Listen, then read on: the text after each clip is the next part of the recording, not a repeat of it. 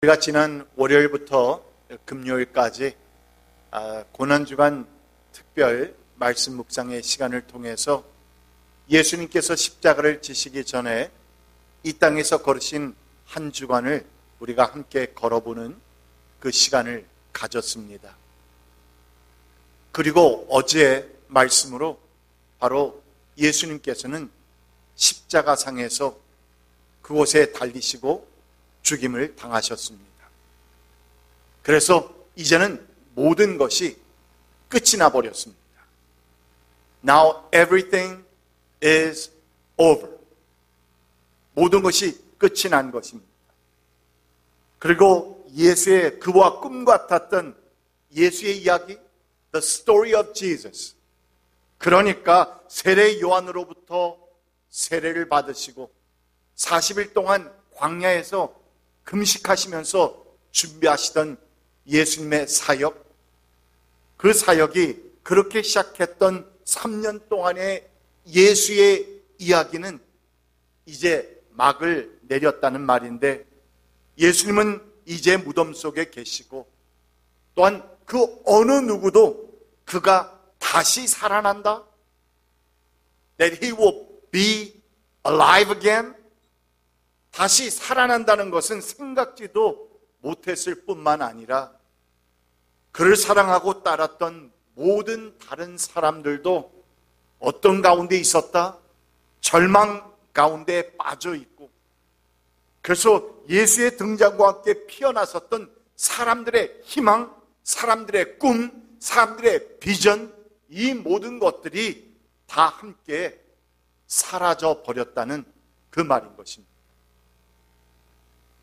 이러한 절망과 위기 가운데서 그 누구도 아무것도 할 수 없다 생각했던 바로 그때에 오늘 말씀, 오늘 본문 말씀은 하나님의 뜻을 이루는 한 사람을 등장시키고 있는데, 그 사람은 누구입니까? 아리마대 사람 요셉이었다. 아리마대 사람 요셉이었다. 그리고 오늘 이 아리마대 요셉의 이야기가 우리에게 남겨주고 있는 중요한 교훈, 중요한 메시지 하나를 말해보라고 한다면 그것은 바로 우리의 믿음과 신앙은 숨겨져 있는 것이 아니라 public, open, revealed, 그러니까 공개적으로 오픈이 되어야 한다는 것입니다. 오늘 말씀에 평행 구절이 되는 요한복음 19장 30절, 38절 말씀은 이렇게 기록하고 있습니다. 이 말씀 우리 다 함께 읽어봅니다. 시작. 아리마대 사람 요셉은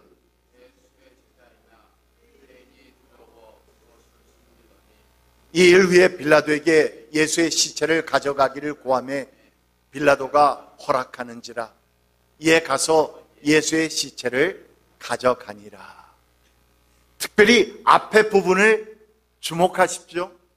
아리마대 사람 요셉은 예수의 제자이나, 그는 예수의 제자였습니다.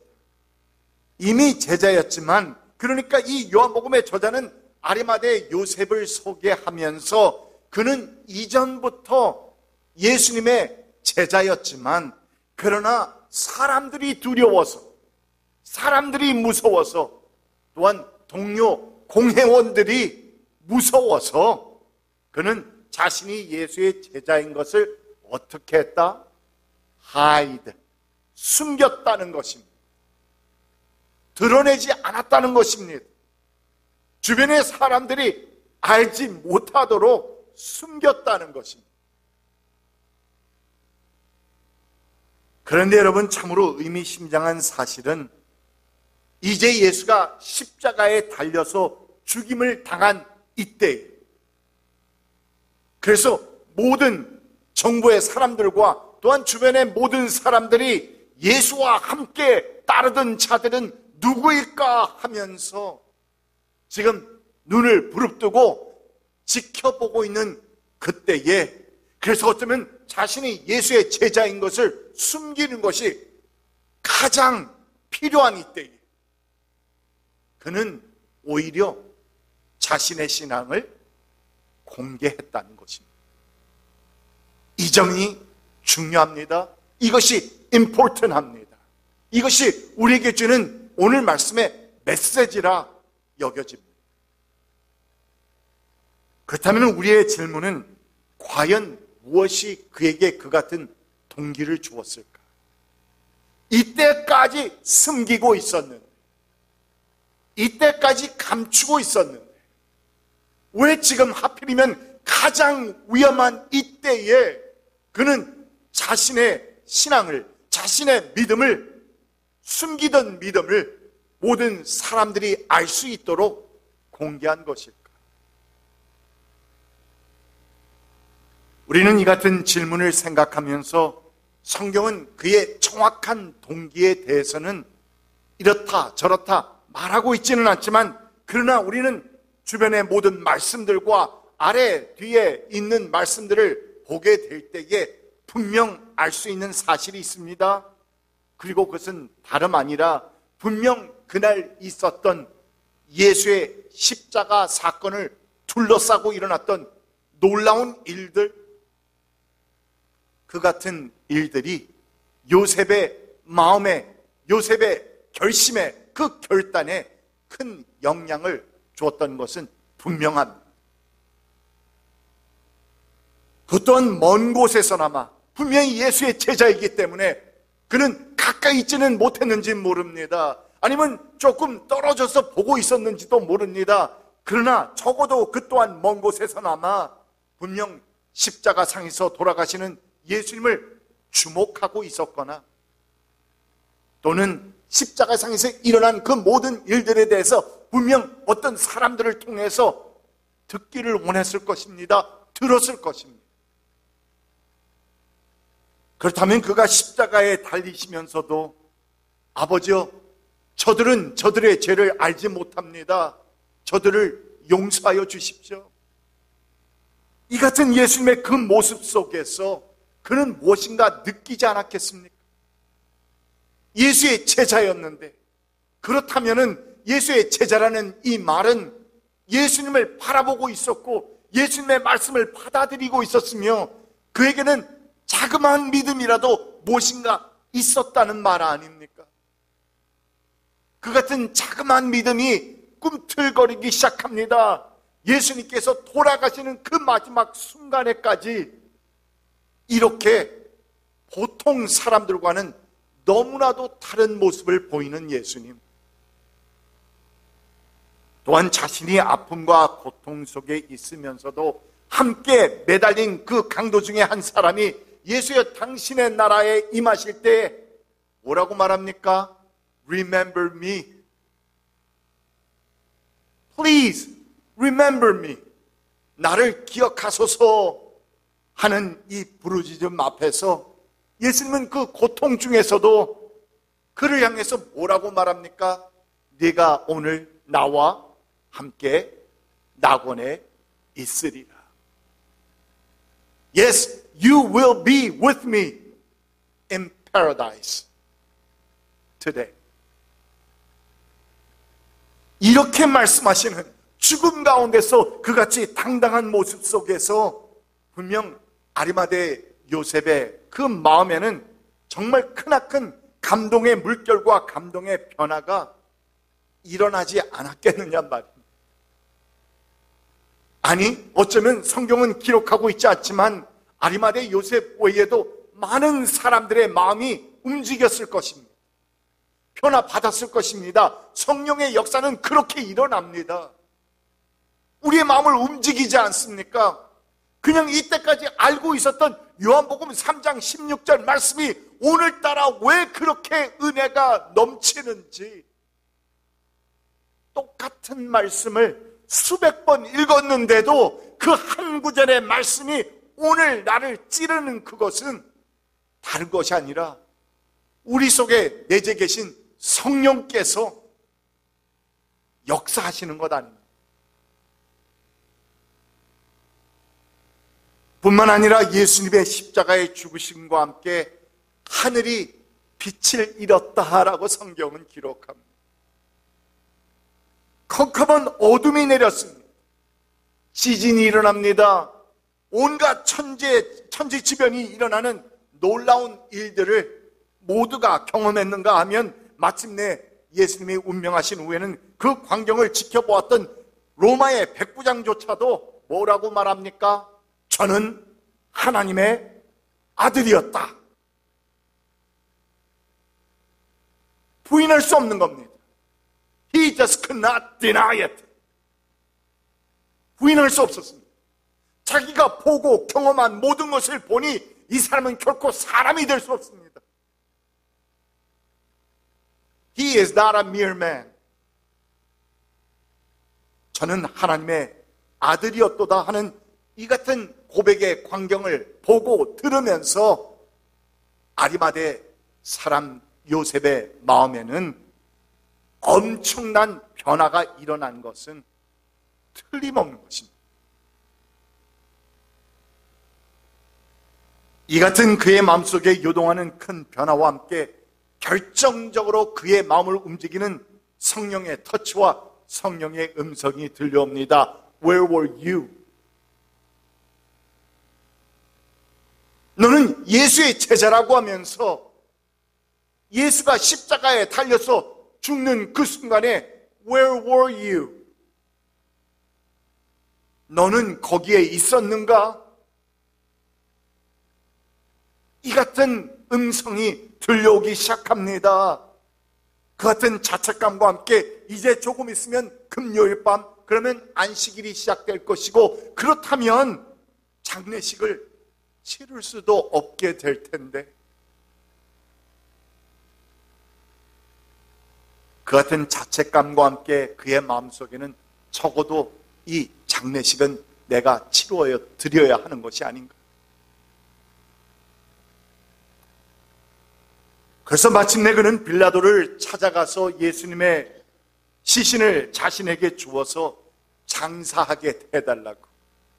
다른 사람도 아니라 이방 사람 총독 빌라도에게 가서 자신이 그분을 장사하겠다고, 장사를 치르겠다고. I am a Christian. I am his disciple. 나도 그의 제자라고. 이렇게 그는 예수 그리스도의 제자인 것을 알릴 수밖에 없는 그 공개적인 자리에 서게 된 것입니다. 그런데 여러분, 이 같은 그의 신앙의 결단이 자신의 주변에 놀라운 일들을 일으키기 시작합니다.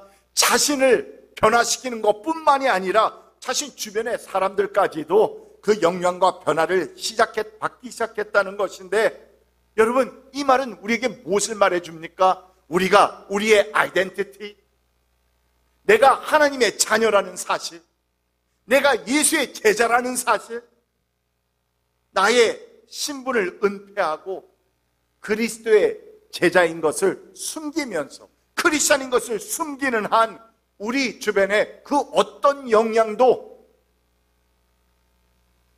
미칠 수 없다는 말입니다.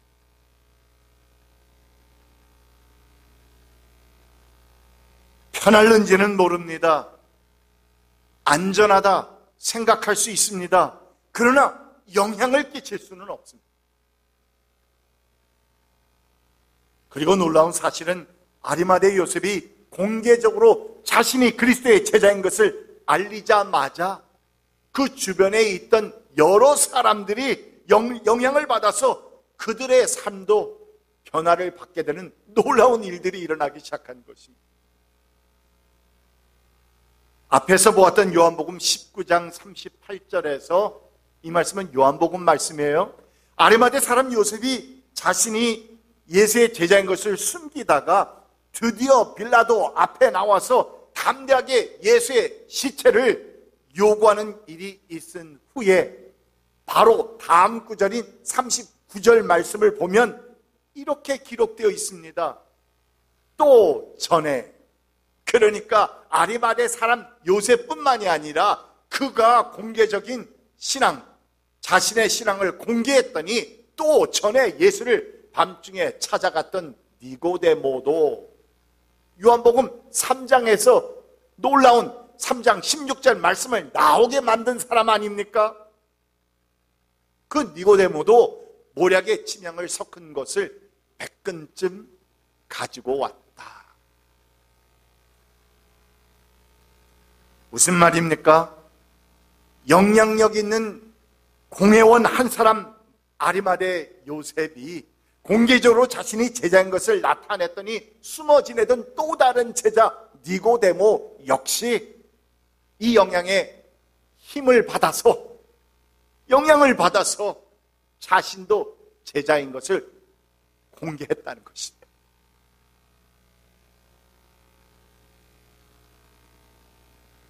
그러나 여기서 그치지 않습니다.